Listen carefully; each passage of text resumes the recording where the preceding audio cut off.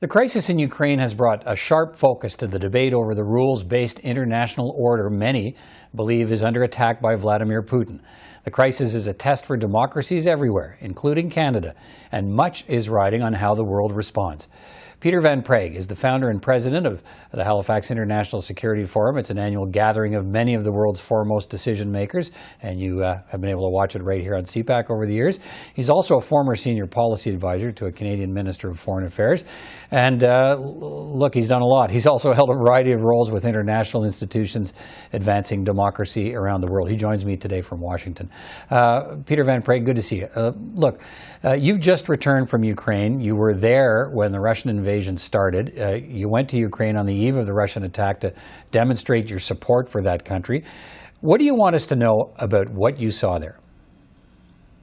Peter, I really appreciate you having me on, and thanks so much. I do think there's a few points that I'd like to make. I went into Ukraine on Wednesday, the day before the Russians started the war.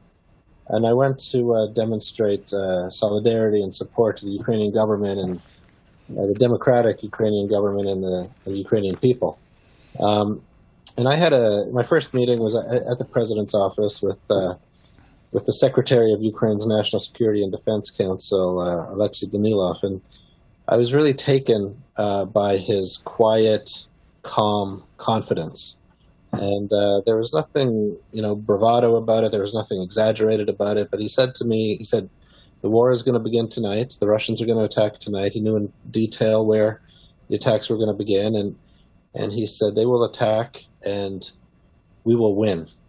And the way he said it gave me a sense of confidence. So I'm not surprised now that the Ukrainians are putting up a fight, the fight that they are. And then later that night, again, the night before the war began, I had dinner with some civil society leaders, and the restaurant was packed. And everybody knew that the war was coming, and yet they were very calmly eating dinner together with their families and friends. And the next day, as I made my way, the bombing started, and I made my way first I went south to the Moldovan border, and then that was closed. I went back up.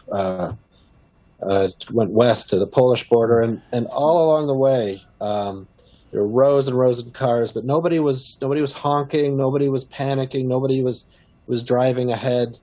Everybody was just following the rules, very respectful of each other, and they knew it. Again, they knew it was coming. And so I do think that there's a calm, quiet, steely resolve amongst the Ukrainian people that I was very proud to witness myself. Yeah, and I do think, the Ukrainians really are putting up a fight. It's been interesting to watch the response from the rest of the world and wonder how much of the united reaction we are seeing has been due to outrage with Vladimir Putin, although his plans were well telegraphed, versus how much has been due to that fierce and determined response from the Ukrainians. Yeah, Peter, I think that is the key question here, and I do have an opinion on that. And I think that, sadly, I'm afraid that the West was ready to let Putin maybe take a little bit more of a slice off Ukraine, maybe build a land bridge between the eastern provinces and Crimea a little bit more than he had, and then maybe go back to business as usual. I'm afraid, we don't know, but I'm afraid that might have been the case, but the Ukrainians were having none of that. And the Ukrainians are putting up a fight. And it is, in my view, it is the Ukrainians' fight and resolve that in turn is giving Canada and the United States and our European partners the resolve as well, the needed resolve to put the needed pressure on Mr. Putin. What more should the democracies of the world, including Canada, be doing right now? Okay, well, there's three things. And I think they're very important. Number one, political support, continued political support is very, very important. There's a move now to actually lower the barriers, not lower the barriers, but expedite conversations about bringing Ukraine into the EU, exactly what Mr. Putin does not want. And I think there should be conversations about that, and there should be voices in Europe and supported by Canada and the United States for a more generous embrace from the Europeans. Number two is defensive weapons. They need more and more weapons, and they need to get in, and they need to get in quickly. Canada's doing it, the United States is doing it, now Germany's doing it. Germany, famously was just sending helmets up until a couple of days ago, and now Germany's sending in some serious weaponry, and they need those weapons.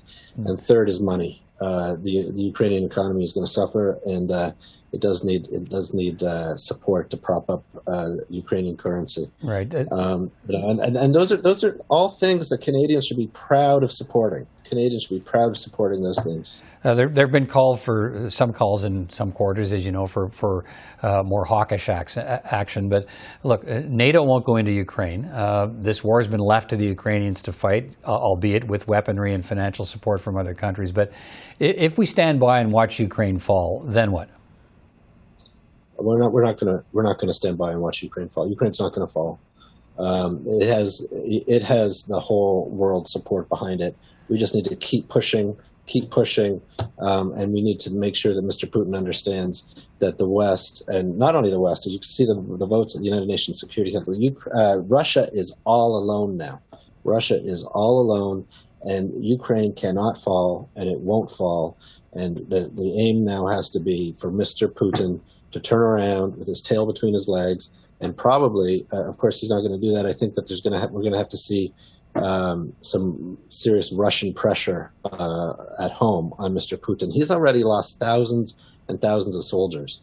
The fact that he's admitted a make-believe number of 500 means that he can't keep it secret anymore. And so those numbers, the actual numbers of young Russian men who have died, is going to put a lot of pressure on Mr. Putin, and that's where you have to keep putting the pressure on him until he's gone.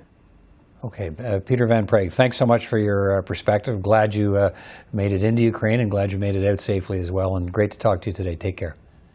Peter, thank you so much for having me on.